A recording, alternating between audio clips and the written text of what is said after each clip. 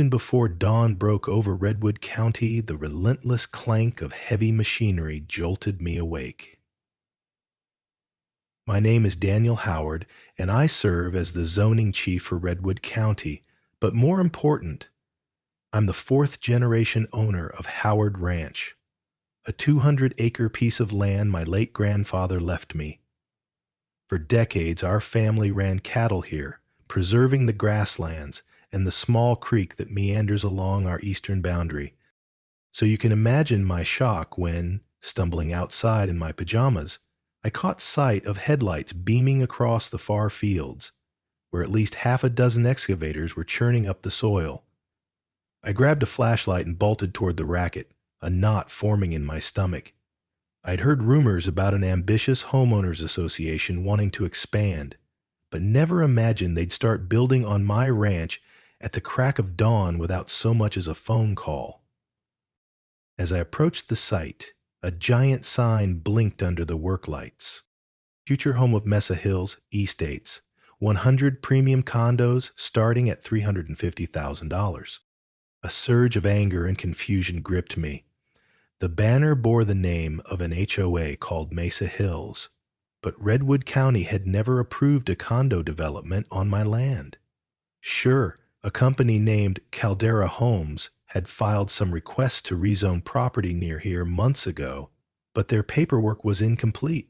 Somehow, the HOA or developer had leapfrogged the entire permitting process, ignoring that I have final authority to sign off on zoning changes, or they'd forged documents, something I'd heard can happen when shady deals mix with local politics. Spotting me, a site supervisor hopped off a skid steer. Tall, wiry, covered in dust, he had Edgar embroidered on his jacket. He eyed my flashlight warily. "Sir, this is a construction zone," he barked. "You'll have to leave for your own safety." "My own safety?" I snapped, stepping into the beam of a floodlight. "This ranch belongs to me. I'm Daniel Howard, zoning chief for Redwood County. So you want to explain what the hell is happening here before I call the sheriff?" The look on Edgar's face shifted from annoyance to apprehension. He pressed the walkie-talkie at his shoulder, murmuring something like, "We've got a problem. The owner's here." A moment later, a figure emerged from a white SUV parked by a half-leveled mesquite tree. She was Angela Morgan, the president of Mesa Hills HOA, a name I recognized from local newspaper controversies.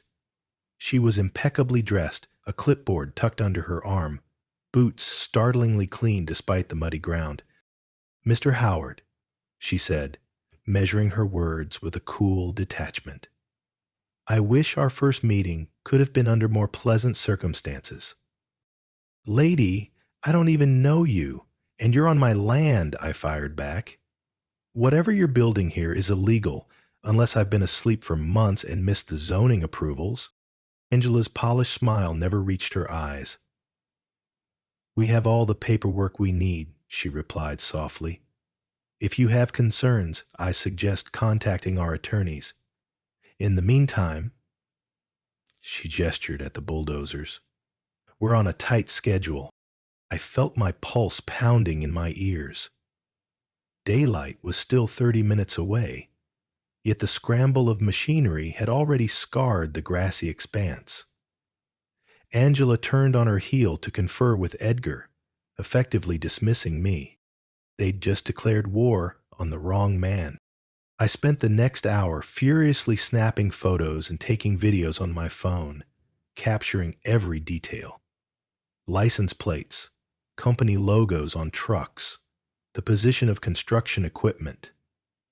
The fact they dared to start at night suggested they wanted a head start, maybe hoping I wouldn't catch them until too much damage was done.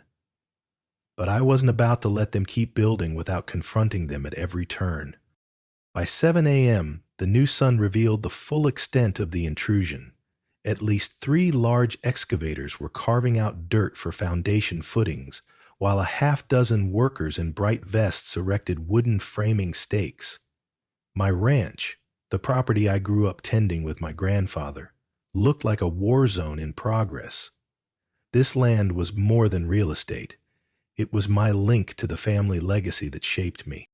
I headed back to my house, a modest single-story home my grandfather built near the old windmill. As Redwood County's zoning chief, I had direct access to all official permits and documentation. I logged into our internal database on my laptop. If the Mesa Hills HOA had any legitimate approval, it would appear in the system. Sure enough, I found an application labeled Caldera Homes Proposed Mesa Hills Estates that had been partially processed weeks ago. But there was no final stamp, no zoning commission signature, my signature. Instead, the status read, Pending Environmental Impact Review. That meant no construction should be happening yet. Per Texas state law, especially near the ranch's creek, we needed a thorough environmental assessment. How in the world did they break ground? I muttered, flipping through digital pages. Then I spotted a suspicious note in the system. Permission granted by Redwood County official G. Thurman. G. Thurman was our deputy clerk, but he didn't have authority to sign off on a major development. This reeked of corruption or fraud. I picked up the phone to call Tracy Duncan, the county clerk who had worked with me on multiple zoning cases. Straight to voicemail. I tried her again. Nothing. I tried texting her. Urgent. Did G. Thurman sign anything for Mesa Hills? We've got an illegal construction on my property. No response. Frustrated, I reached out to the Redwood County Sheriff's Office next. The deputy on duty listened politely but said, if they have some sort of paperwork, we can't forcibly stop them unless a court orders it. Maybe you should seek an injunction. Great. A runaround already. I'd need to gather more evidence or get a judge to sign a stop work order. Meanwhile, I remembered local folks had often complained about Angela Morgan and her HOA. They were known for imposing draconian rules, fining homeowners for minor infractions like fence colors or window shades, then pressuring them to sell if they fell behind on payments. Over time, Mesa Hills HOA had expanded from a small subdivision into a monstrous presence, rumored to be financially backed by unscrupulous developers. Now they'd set their sights on my ranch, likely counting on the fact that I'd be too busy or too overwhelmed to fight. But, as the saying goes, they messed with the wrong guy. That afternoon I drove straight to the Redwood County Courthouse, a 2-story brick building in the heart of Lytle Springs, our county seat. Inside, the corridors bustled with clerks, lawyers, and residents, handling everything from marriage licenses to property disputes. I headed to the clerk's office first. Maybe Tracy was around. I found her in a back room, hunched over a stack of manila folders. She glanced up and gave a weary smile. "Daniel, you look stressed. What's going on?" "I need your help, Tracy," I began, handing her the partial application I'd printed out. "The Mesa Hills HOA is bulldozing my ranch. They claim they have county approval, but this record only shows a pending application, no final sign-off. However, there's a notation referencing G. Thurman as giving them permission." Tracy's smile evaporated. She rummaged in her own system. G. Thurman? That must be Greg Thurman. He's a deputy clerk, mostly handling marriage and birth certificates, not zoning. I didn't sign anything for that project, and I'm the senior clerk. So, it's either a mistake or a forgery, I pressed. If I can prove the latter, I can get a stop work order. Tracy frowned. "I'll pull the physical documents from our records room. Give me a couple of hours." I thanked her and hurried upstairs to see if the county judge, Judge Marta Alvarez, was available. A single signature from her could halt the condo project. But her clerk said she was tied up in hearings all day. That left me with the next best step, contacting my friend Megan Price, an environmental lawyer with experience in land disputes. If Angela Morgan or Caldera Holmes circumvented environmental reviews, Megan would know how to exploit that gap. I dialed Megan's number, and she picked up on the second ring, sounding slightly amused when I explained the fiasco. "You're telling me an HOA is building 100 condos on your family ranch without your permission? Sounds like some next-level arrogance," she said. "But you may have leverage if they're ignoring water protection guidelines. Didn't your ranch have a creek feeding into the Saguaro River watershed?" "Exactly," I said. "They're supposed to get an environmental permit from the state if they want to build near that creek." "All right," Megan replied. "First, gather all evidence of current construction, then file for a temporary restraining order, DOTR. If they started building illegally, a judge could force them to stop immediately." We agreed to meet the next morning at my ranch so she could see the damage firsthand. Before I headed home, I circled back to Tracy. She'd located the relevant file. "Daniel, this looks suspicious.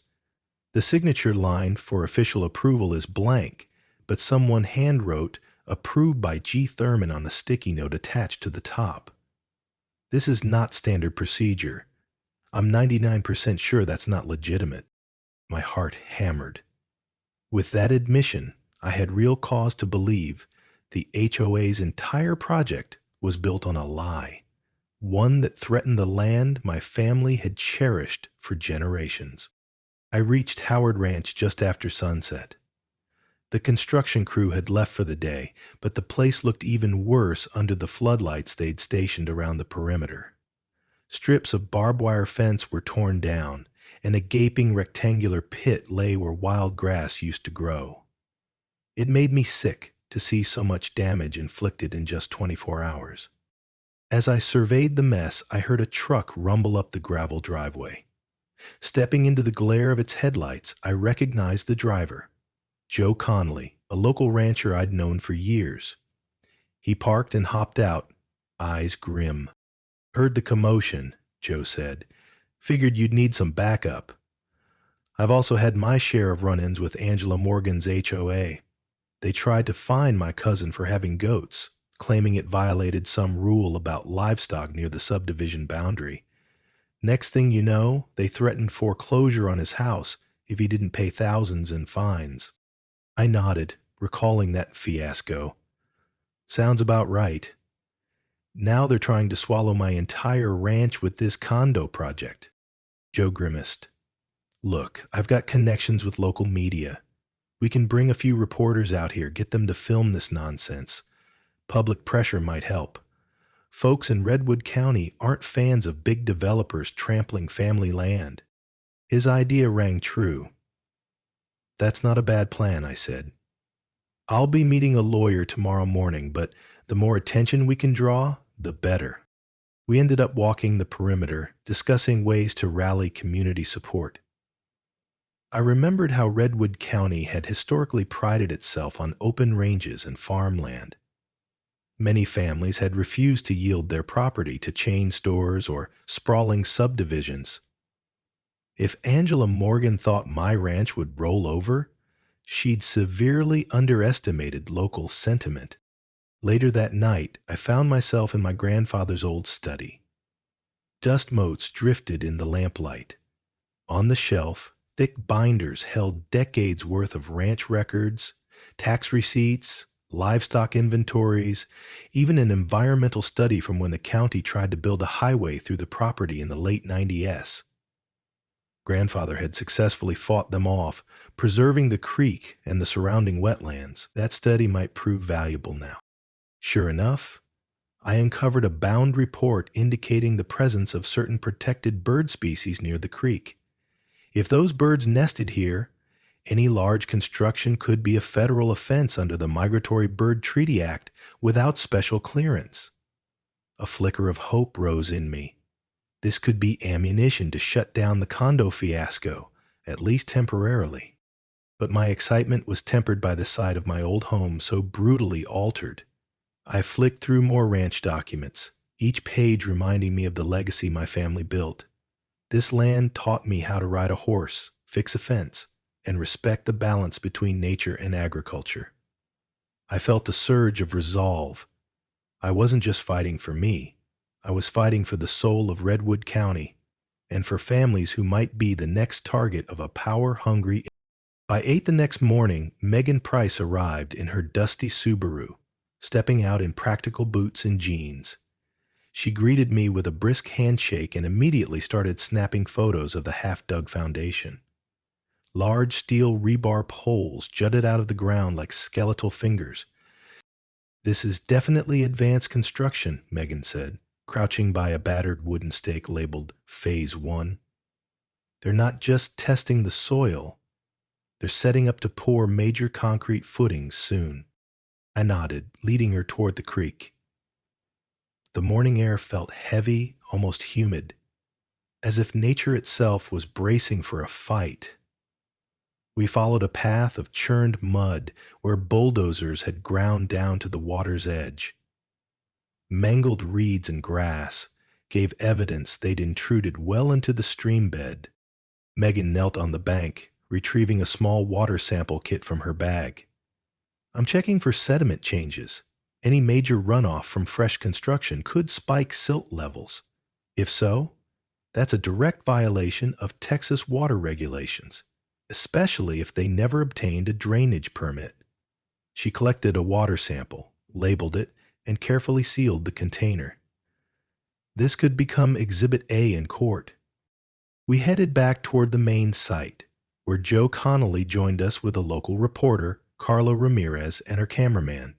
Carla wasted no time capturing footage of the bulldozed terrain and the creek bank. I explained on camera how no final zoning permit existed, that the HOA was proceeding illegally, and that Redwood County was blindsided by the forgery. Carla's eyebrows shot up at the mention of false documents, clearly seeing the potential for a sensational story. During her interview, Megan added, "If an HOA or developer is forging county approvals, that's not just a civil matter. It could be criminal fraud. Plus, we have environmental concerns regarding protected species in these wetlands." The camera zoomed in on the battered, muddy ground. Mid-sentence, we heard a car approach, a sleek black sedan pulling up near the sign that read "Future Home of Mesa Hills Estates." Out stepped Angela Morgan, looking none too pleased at the media presence. She marched over, her heels sinking slightly into the dirt. "Mr. Howard," she said, eyeing the microphone Carla held, "I would have appreciated a heads up before you invited the press onto our work site." "Our work site?" I repeated, forcing calm. "You're on my land, Miss Morgan, and this project is illegal. The press has every right to be here." Megan stepped forward.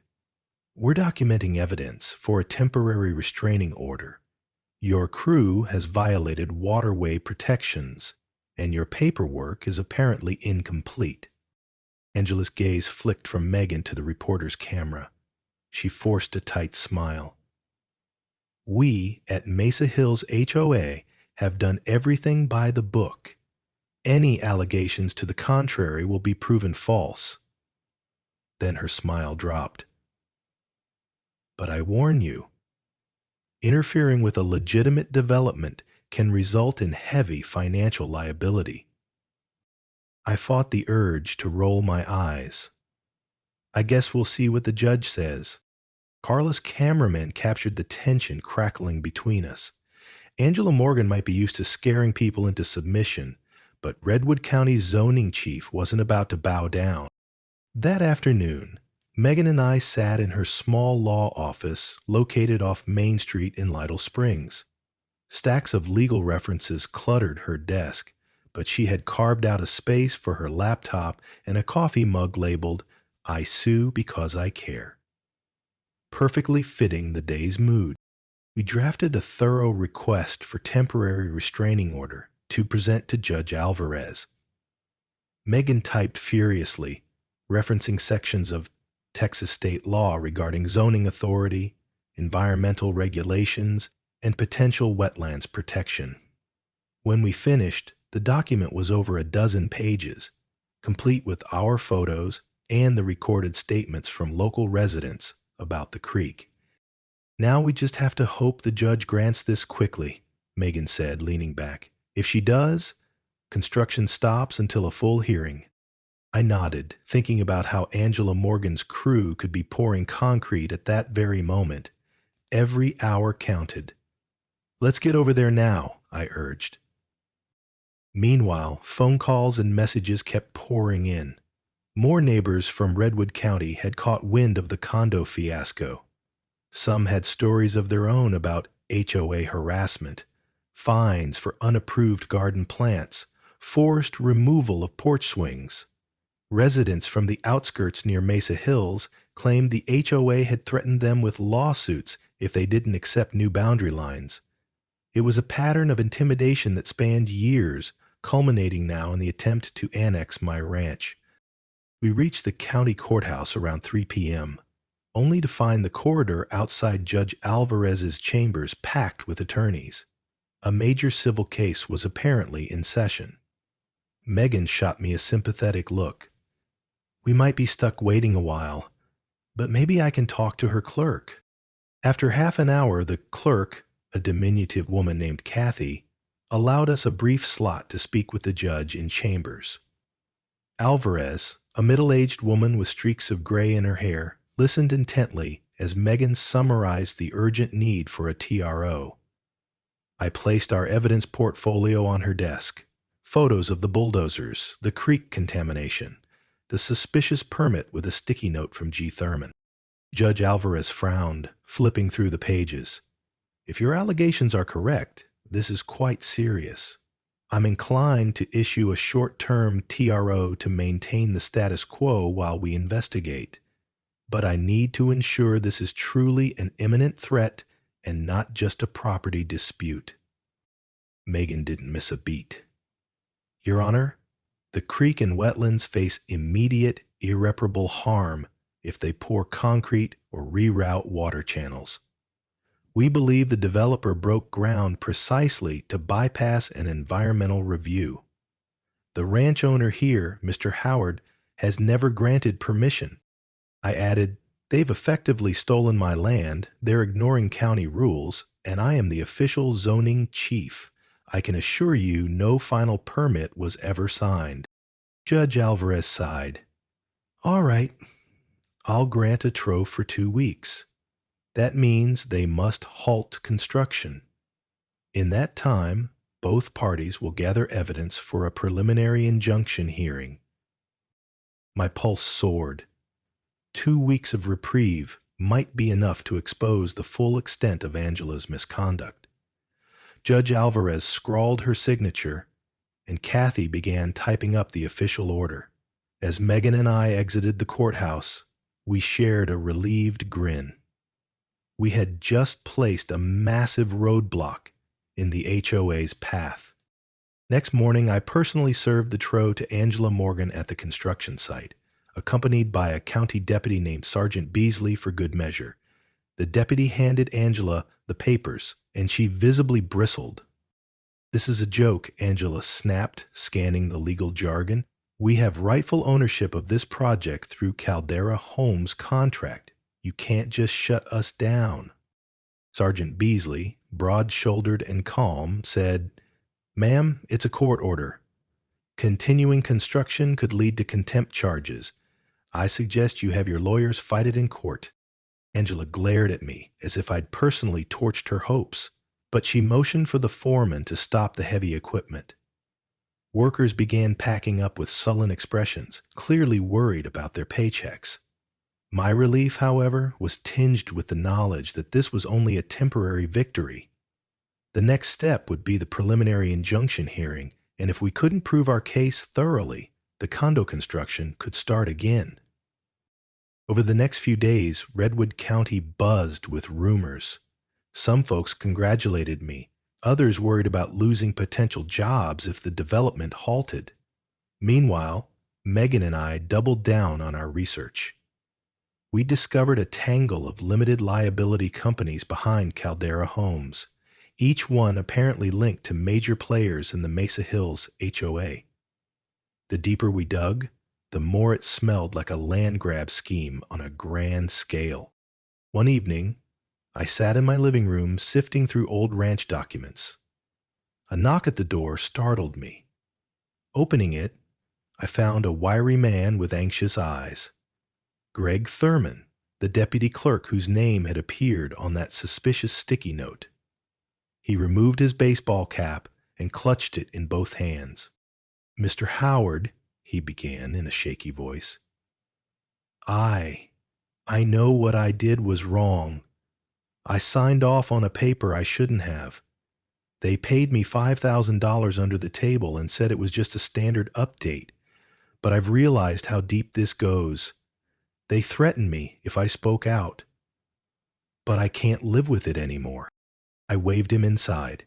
As we sat at my kitchen table, Greg confessed that he'd been coerced into stamping the Caldera Homes file as approved, forging a reference that implied the zoning department's blessing.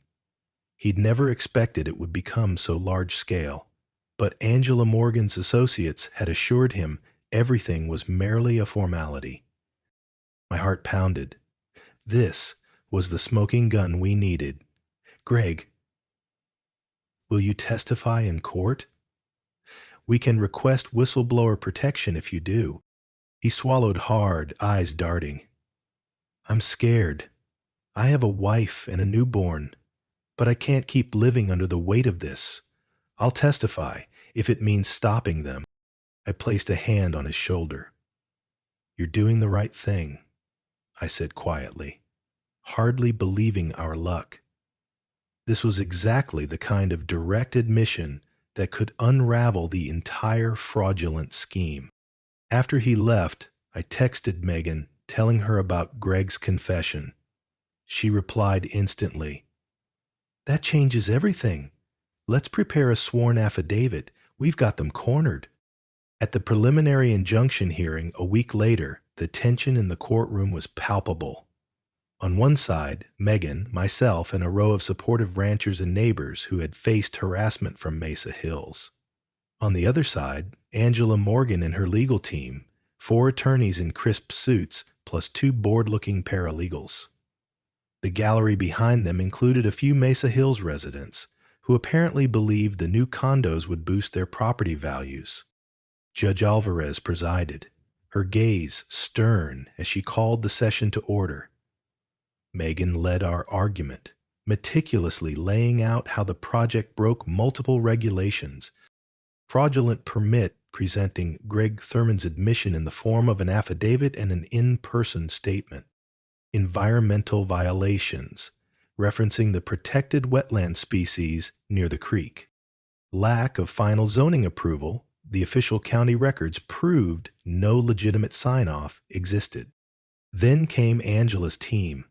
Their lead attorney claimed that any wrongdoing by Mr. Thurman was an internal county matter, and that Mesa Hills had paid Caldera Homes in good faith. They painted themselves as victims of bureaucratic confusion, insisting they had no way of knowing the permit was incomplete. They also argued the alleged wetlands were minor, and if we wanted them preserved, the county should have flagged it earlier. The highlight was Greg Thurman taking the stand. He looked nervous, but under Megan's gentle questioning, he recounted how Angela Morgan's associates approached him with money, insisting it was just a token of gratitude for speeding up routine paperwork. Only after the site broke ground did he realize the magnitude of what he'd done.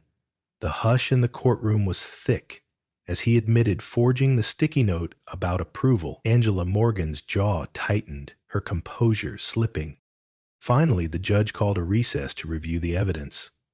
My heart hammered as I paced the hallway with Megan. If the judge sided with them, the TRO would dissolve and the bulldozers would return. If she sided with us, the construction might be halted indefinitely until a full trial or forced to comply with so many regulations that the project collapsed. After what felt like an eternity, we reconvened. Judge Alvarez cleared her throat. Based on the testimonies and documentation, The court finds substantial evidence of fraudulent misrepresentation in the permitting process.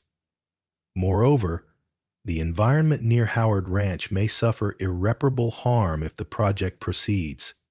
Therefore, this court grants a preliminary injunction prohibiting further construction activities by Mesa Hills HOA and Caldera Homes until the full merits can be heard or a satisfactory settlement is reached.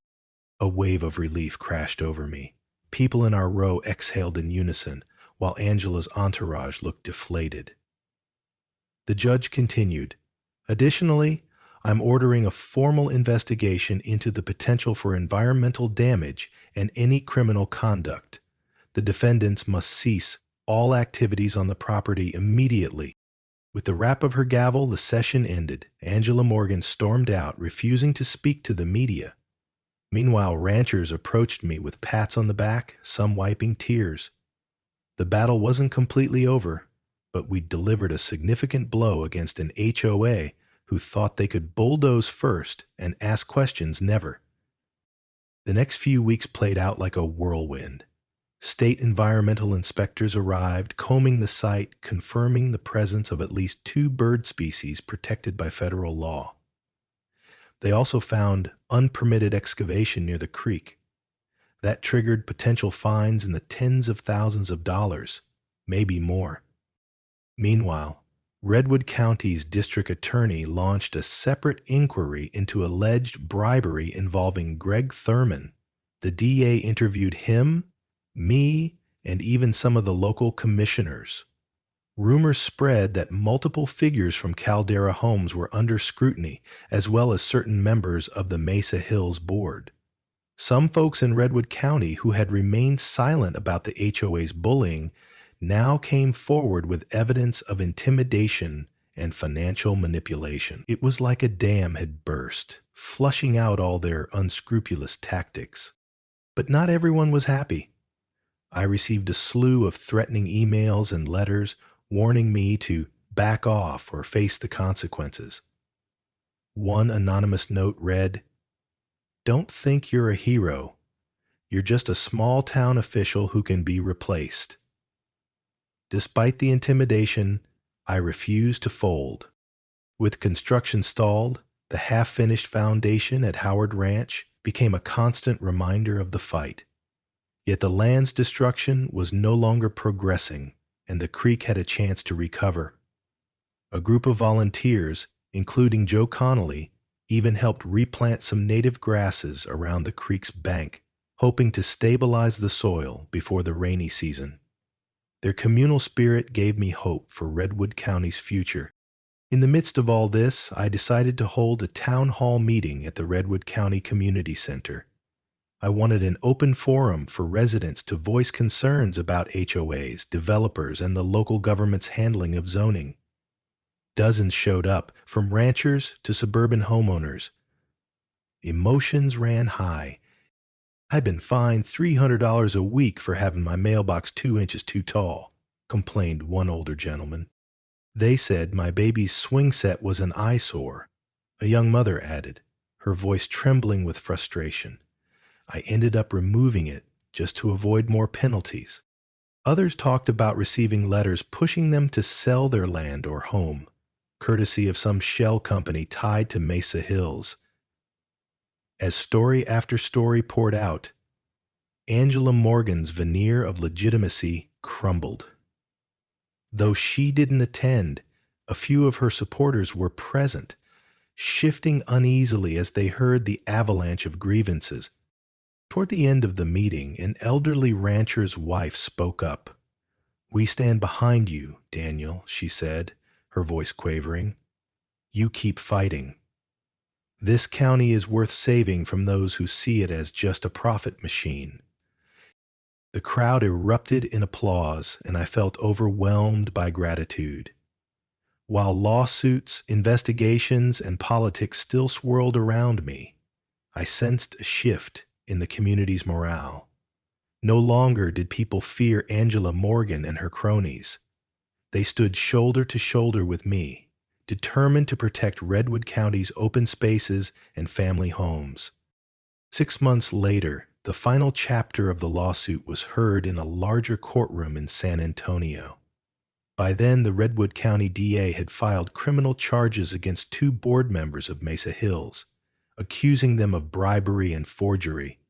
Angela Morgan herself faced civil allegations of fraud, and Caldera Homes had all but vanished, likely rebranding under another name to dodge negative press. The incomplete foundation on my ranch remained an eyesore, a testament to their arrogance. During the closing arguments, Megan and I presented evidence showing how the HOA orchestrated a broader scheme, forging documents, paying off lesser clerks like Greg Thurman, and ignoring environmental regulations to expedite construction. Our best witness turned out to be Thurman himself, who gave detailed testimony about the bribe. In exchange for his cooperation, the DA cut him a deal, sparing him the worst penalties. Angela Morgan's defense argued she was unaware of the bribe, blaming rogue associates and claiming the county was at fault for not catching the forged approval sooner. But her track record of intimidation, plus an email chain showing she'd threatened to ruin Greg Thurman's life if he revealed the deal, left little doubt. When the verdict finally came, it felt like Redwood County collectively exhaled. The judge declared the entire condo project null and void, imposing substantial fines on Mesa Hills HOA and freezing their assets until they compensated for environmental damage. Angela Morgan was found personally liable for fraud, though her attorneys vowed an appeal. A separate criminal trial awaited the implicated board members. The victory, while enormous, carried an undercurrent of sadness. It revealed just how deep corruption had sunk its roots. Outside the courthouse, reporters swarmed. Microphones jostled as cameras zeroed in on me. My statement was brief. Today's ruling isn't just a win for Howard Ranch. It's a win for every resident in Redwood County who deserves transparent, honest governance. We've shown that a determined community can stand up to bullies no matter how powerful. I returned home that evening exhausted but hopeful. The disfigured foundation in the eastern fields still needed dismantling, and the soil would need remediation. But with the environment protected and a legal precedent set, we could start rehabilitating the land. Volunteers and neighbors offered help to clear debris and replant native vegetation. The creek, miraculously, was already bouncing back, cattails and reeds sprouting in renewed wetland patches. Later that week, I hosted a small celebration by the old windmill. Friends, ranchers, and even some reformed HOA members who'd opposed Angela Morgan joined in. As the sun set over the rolling fields, we feasted on barbecue and toasted to Redwood County's resilience. Laughter mingled with the sounds of cattle lowing in the distance. The place felt alive again, unburdened by menacing bulldozers. Standing by the creek at dusk, I gazed across the ranch. The same breeze that once rustled tall grasses in my childhood now gently stirred the water's surface, a quiet promise of renewal. In that moment, I thought of my grandfather, how proud he would be that we defended his legacy and kept the spirit of Howard Ranch intact. I whispered a silent vow. No matter what big money interests might try in the future, this ranch and this county will stand strong. And thank you for reading Ho Built. 100 condos on my ranch finds they messed with the wrong zoning chief.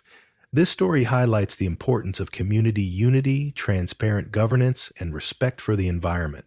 If you enjoyed the tale, consider sharing it with friends or subscribing to our newsletter/channel, depending on the platform, for more stories that combine drama, environmental themes, and the triumph of everyday heroes over corruption.